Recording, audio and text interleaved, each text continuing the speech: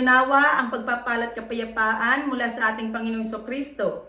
Isaiah 35 verse 8, magkakaroon ng maluwang na lansangan na tatawaging landas ng kabanalan. Ang ibig sabihin ng landas ng kabanalan ay matuwid na daan.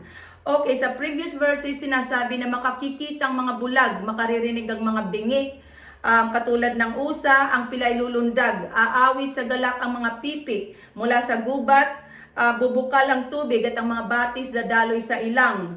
Ang umuusok na buhangin na magiging lawa, sa tigang na lupa babalong ang tubig. Ang dating tirahan ng mga asong gubat ay tutubuan ng mga tambo at talahib at magkakaroon ng maluwang na lansangang tatawaging landas ng kabanalan. Okay, itong hula na ito sa Isaiah chapter 35 ay tungkol ito sa darating na Misaya, ang ating Panginoong Kristo, at ang pangakong Espiritu Santo na ipagkakaloob ng Diyos sa mga mananalig sa Panginoon. Okay, sa New Testament, tinanong ng mga alagad ni John the Baptist ang Panginoon kung siya ang darating na Mesiya na hinihintay ng mga Israelita o may darating pa na iba. Ang sagot ng Panginoon sa kanila na bumalik sila kay John at sabihin nila sa kanya ang kanilang narinig at nakita. Sinabi ng Panginoon na nakakikita ng mga bulag, gumagaling ang mga kitungin, nakalalakad ang mga pilay, nakaririnig ang mga bingi, muling nabubuhay ang mga patay at ipinangangaral sa mga dukha ang mabuting balita. Ito yung nasusulat sa Lucas 7 verse 20 to 23. So, ang Panginoong Hesus nga ang Misaya o tagapagligtas na hinihintay ng mga Israelita at ng sanlibutan sapagkat nakita ang mga palatandaan sa Panginoon sa pamamagitan ng kanyang mga salita at gawa. Sinasabi sa kasulatan na nilibot ni Jesus Christ ang mga bayan at nayon at nagturo sa mga sinagag. Ipinangangaral niya ang mabuting balita tungkol sa paghahari ng Diyos at pinagaling ang mga may sakit anuman ang kanilang karamdaman. Ito nasusulat sa Matthew 9 verse 35. At sinabi ni St. Peter sa Gawa 10:38 na ang sinasabi ko ay ang tungkol kay Jesus na taga Nazaret. Ipinagkaloob sa kanya ng Diyos ang Espiritu Santo at kapangyarihan bilang katunayan na siya nga ang hinirang or anointed one or ang Misaya. Sapagkat sumasa kanya ang Diyos saan man siya pumaroon, gumagawa siya ng kabutihan at nagpapagaling sa lahat ng pinahihirapan ng diablo.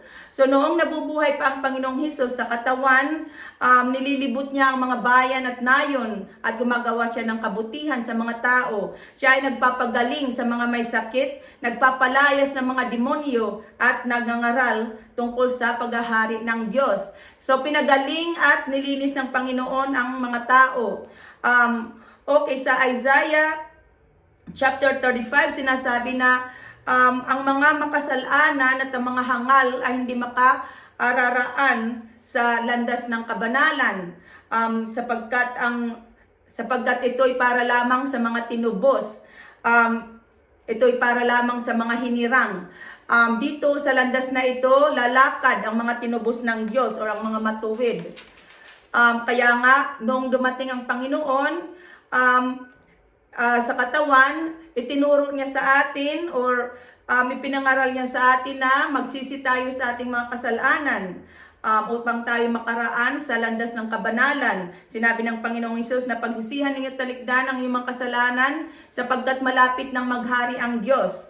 Matthew 4 verse 17. So para tayo makaraan sa landas ng kabanalan, ay kailangan maglinis tayo at manalig sa Panginoon. Maglinis tayo sa pamamagitan ng pagsisisi.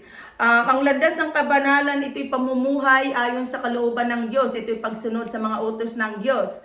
Sa Ezekiel 36 verse 26 to 27,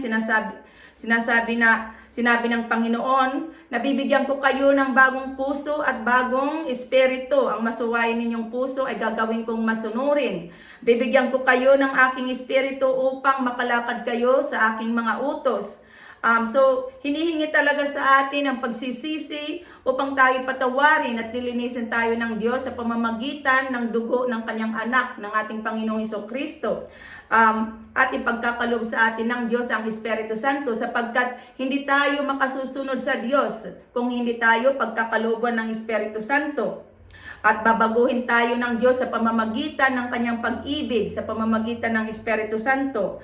Para tayo makaraan sa landas ng kabanalan, kailangan natin maging banal o matuwid. Ang ibig sabihin ng banal ay matuwid.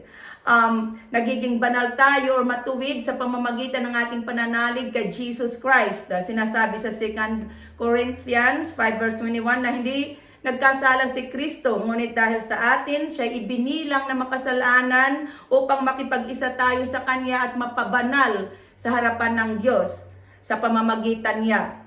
So kahit ano pang pagsisikap ang gawin nating hindi tayo magiging banal, kundi sa pamamagitan lamang ng ating pananalig kay Jesus Christ.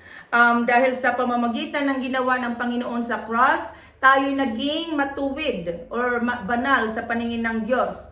Ang landas ng kabanalan, ito ay isang makitid na daan at kaunti lang ang nakasusumpong nito. Walang gaanong gustong dumaan sa makitid na daan sapagkat ito'y pagdisiplina sa sarili, paglalagay ng limitasyon sa ating pamumuhay.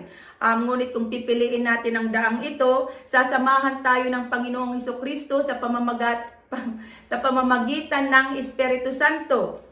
Ang Espiritu Santo ang magpapatnubay sa atin at tutulong sa atin upang makasunod tayo sa mga tuntunin ng Panginoon. Ang pagsunod sa mga utos ng Diyos ay ang landas ng kabanalan at ang landas ng kabanalan ay patungo sa kaligtasan, sa buhay na walang hanggan. Kaya't manalig tayo sa Panginoon at sundin natin ang kanyang mga utos. Sapagkat ang Panginoong Hesus lamang ang tanging daan patungo sa langit sa ating Ama.